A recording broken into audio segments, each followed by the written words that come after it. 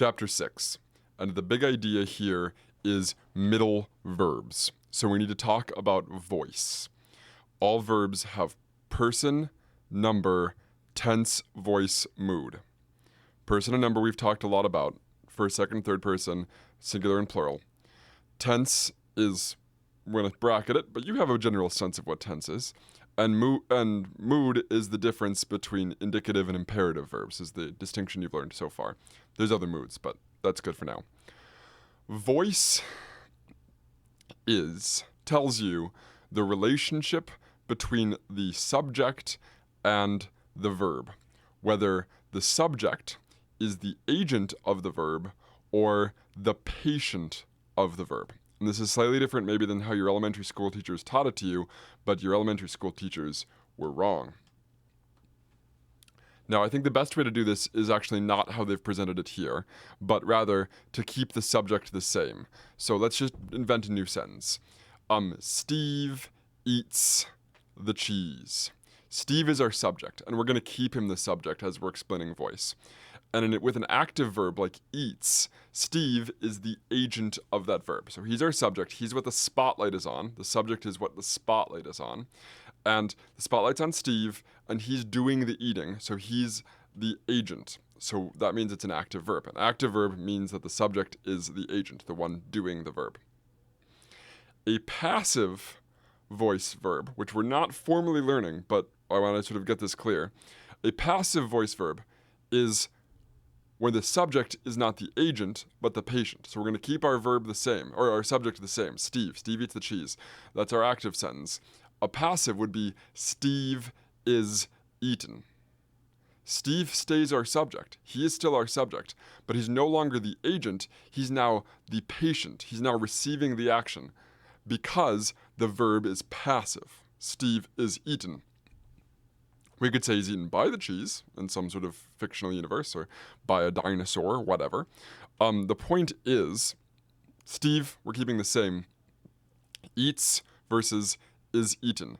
The voice of the verb tells us whether our subject, Steve, is the agent doing the verb or the patient receiving the action of the verb. Now, they flip it around and they have the accusative becomes the nominative, which is fine. You can see it's the same thing.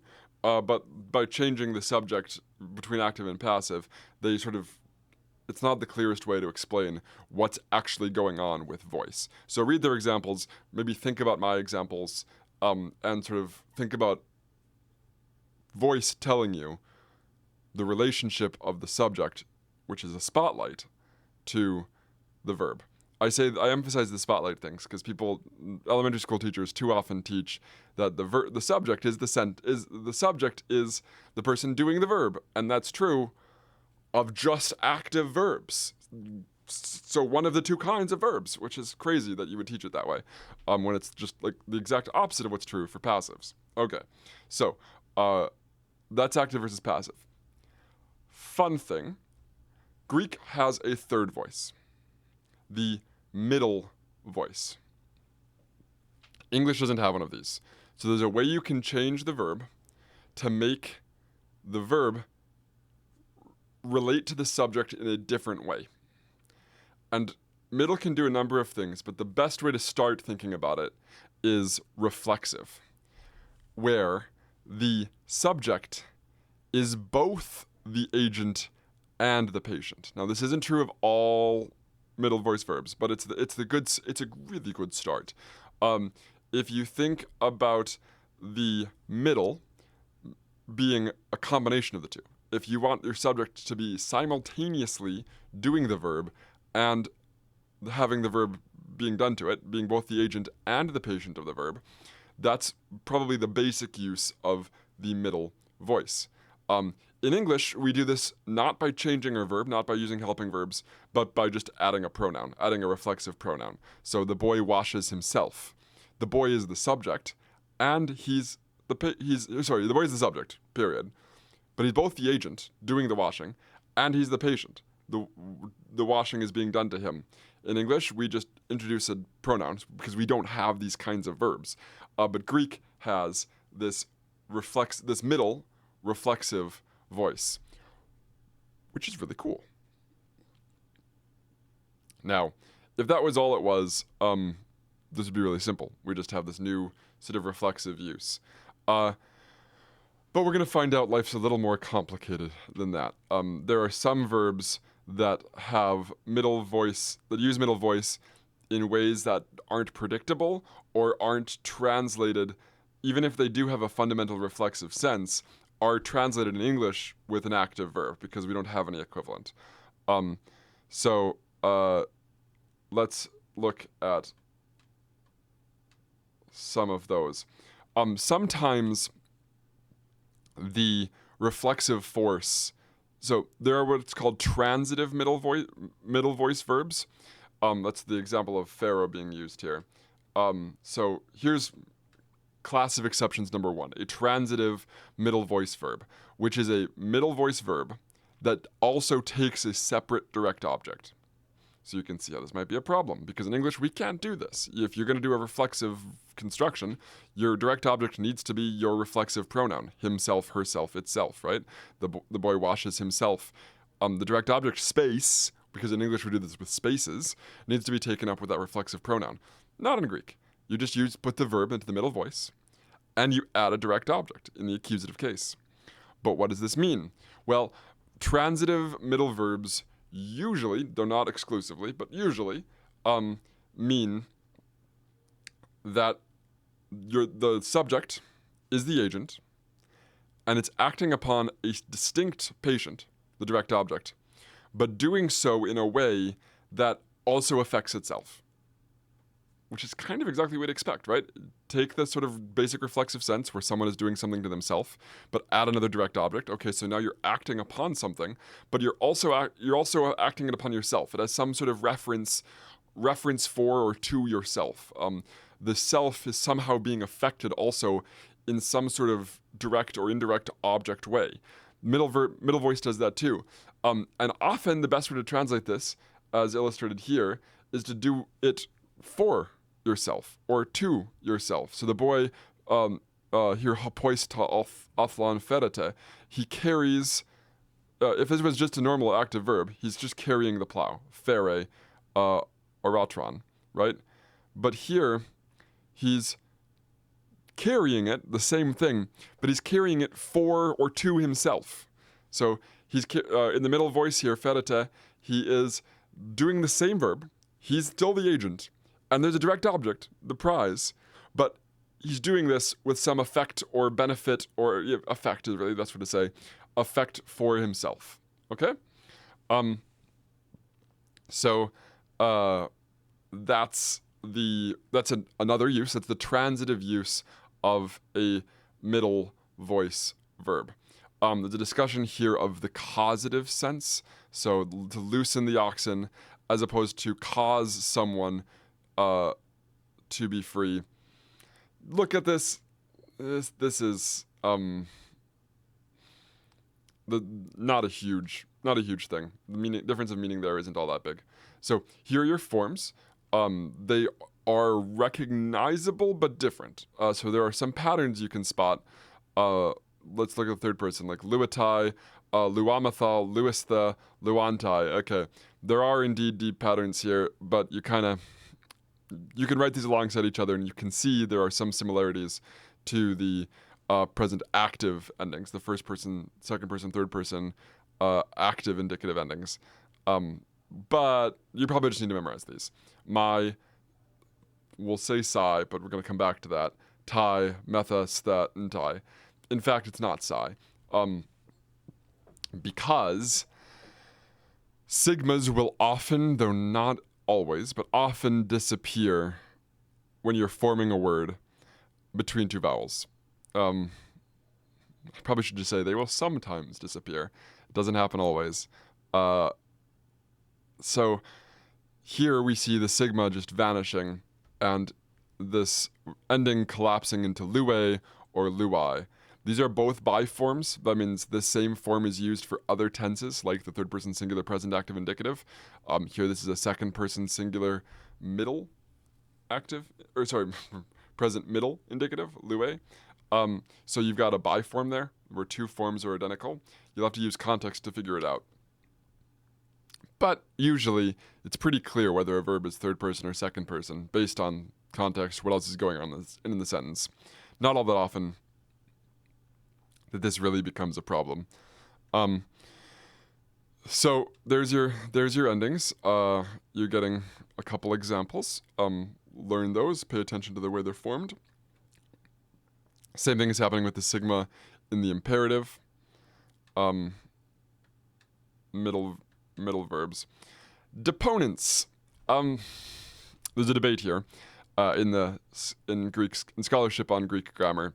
A lot of people think deponents don't actually exist in Greek. That what a deponent really is a concession to English speech habits, and I think they're right. But what is a deponent supposed to be? A deponent is borrowed from the Latin to put aside, and it is a verb that doesn't have a present tense, that doesn't have an active voice form. A verb that only appears to exist in the middle and then the passive, but appears primarily in the middle voice. And we translate it in English, as if it were active. So, aphiknomai is to arrive, boulomai is to wish, gignomai is to become, decomai is to erkomai. And so, what this textbook will tell you, and what old textbooks used to say, is this isn't really a middle. This is just an active voice with middle forms. And I'm pretty sure that's wrong. Because you'll notice that despite the fact that we do, in fact, use English active verbs to translate all of these are all words that involve doing an action with some benefit or effect on oneself. Decomai, to receive. You receive a direct object, so it's a transitive middle verb, but that receipt of an object is an action that affects oneself. You're taking something, right? To go, erkomai. You go, and you really can't direct object, so it's an intransitive middle, but that's you acting on yourself. You are the one doing it, you're the agent, but you're also the patient. You're the one going. Boulomai is similar, gignomai is like really obvious to me. To become something, that's you doing it, I guess, but also you're doing it to you. You are the thing, you're both you're both the agent and the patient. The subject is both agent and patient, right? So I don't really believe in deponents. There's still a helpful category to talk about because dictionary entry forms for these are just going to be presented in the middle voice because there's no active. And we'll learn later there are other middle voice verbs. In fact, I think it's later in this chapter. Other middle voice verbs. Verbs that in the middle voice just correspond to an English active voice verb. And sometimes these are called like semi-deponents or something, but they're not. They're just actions where the subject is agent, but also affected, and so also in some way a patient, also playing a sort of object role as either direct or indirect object. So look those over. These are important to learn. You'll memorize these as middle voice, in their middle voice forms, because it is a sort of morphologically, that is the way it's spelled, active voice form doesn't exist. And we're going to translate them often with active voice English, but the meaning of them is a sort of some kind of middle reflexive. I think it's pretty clear. All right, then we've got to get to our breaking apart the rest of the middles here. So this is a good example of where the putting something into the middle voice changes its meaning. And this is predictable based on the explanation I just gave you. To phobeo something is to frighten that thing. It is to terrify that thing. But phobeomai is to be afraid. Pretty clear, right? You're thinking of yourself as the one doing this action. So I am afraid. So you're thinking of yourself as sort of agential, with an agential relationship to fearing. But also, like, you're the one who's afraid. So, like, you're also being affected by this fear. So you were frightened. It's like you're frightening yourself, except that's over-translating it. It doesn't mean frightening yourself. Trepo, to turn. Active voice means, like, to turn an object, right? I can turn my water bottle for you. I'm turning it.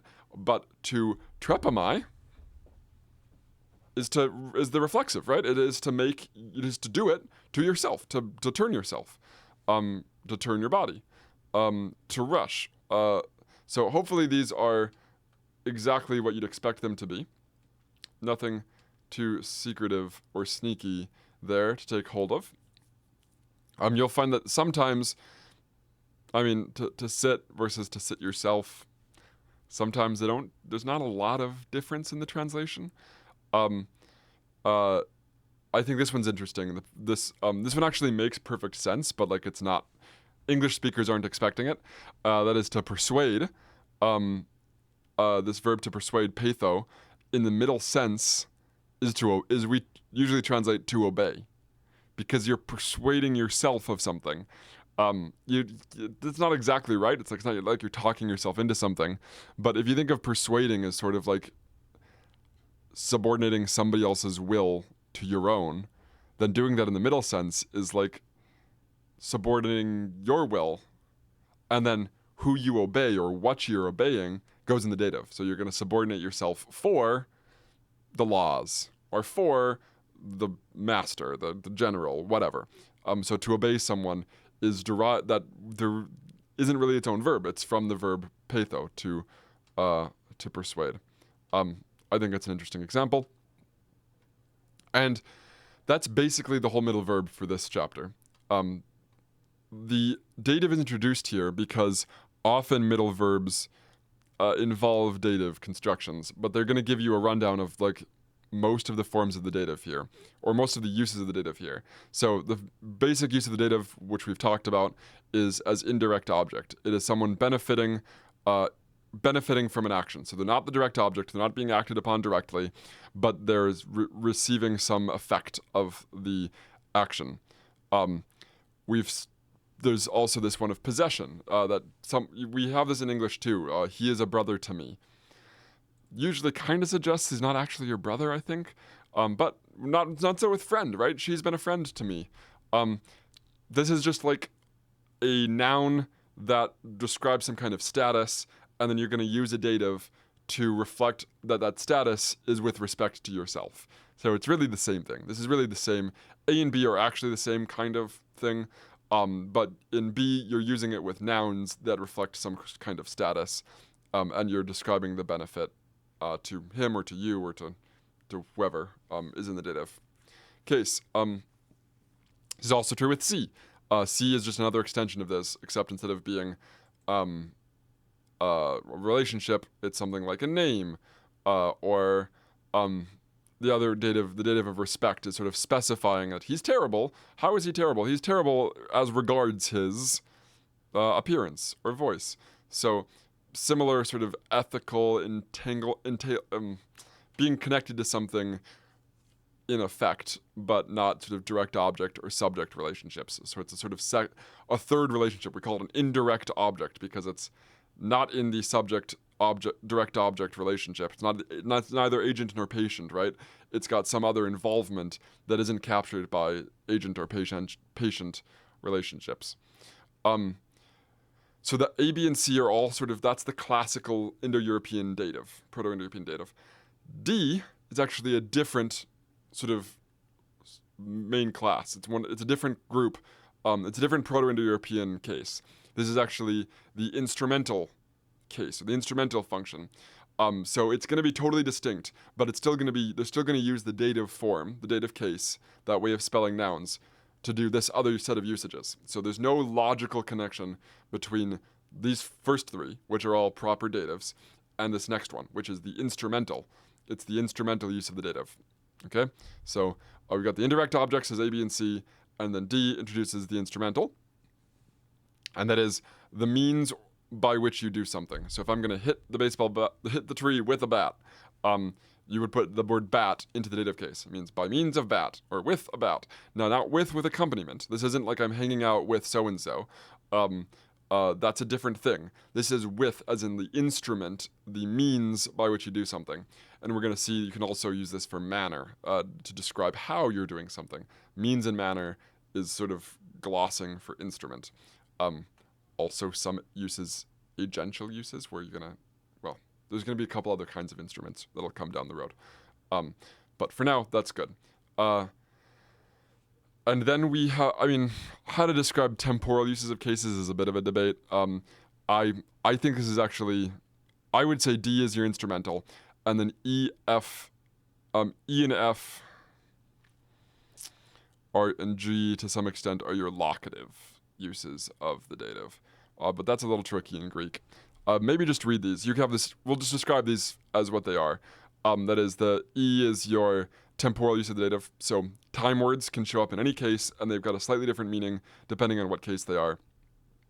And I think of dative as sort of having this locative force, which would tell you it's on that day. That's when it happens, as opposed to genitive, which will be duration or accusative.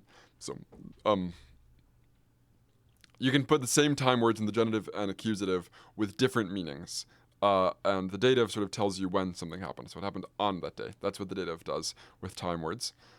We've seen that datives typically have a locative force with prepositions, but you should just memorize the way they appear with prepositions. But often this is derived from the locative, which is a third distinct Proto-Indo-European case. So there's 3 Proto-Indo-European cases: the dative proper, which is indirect object; the instrumental dative, which is instrument; and the locative, which is place, location. Right? Locative gives you location, and that's what this is here. The dative case can be used with prepositions, usually to say where something or someone is. And then the reason they're introducing this with middle verbs is actually G, that certain verbs take datives. And you can see why this might be. If a middle verb is reflexive in meaning, where you're both the agent and you're the patient, but you're going to have something else affected, like you're going to go to somewhere, which almost all of these are, with the exception of obey, but we already looked at that. That one's different. That's persuading yourself, subordinating your own will to someone else. These all sort of make sense. If you think of all of these middle verbs as reflexive ones where you're both agent and somehow patient or somehow affected, but you want to specify another noun that's involved in this action, but not as the direct object, not as accusative, you're going to use the dative to do that. So if you look through these are verbs that take a dative noun, and in English, we're going to usually translate the dative noun like a direct object, like it were accusative. So if you're going to go toward something, you are the agent, you're acting on yourself, but you're doing that towards some other thing. In English, we just say, I go to the field. Just plop it in there in the sort of direct object kind of spot. In Greek, you're going to use the dative case to add this other noun that is relevant, but neither subject nor direct object. And this is sort of re-explaining cases and prepositions. So you can read this last bit. That was a bunch, but really 2 concepts here. Middle voice, we'll learn the passives later, memorize those forms, and thinking through the uses of the dative.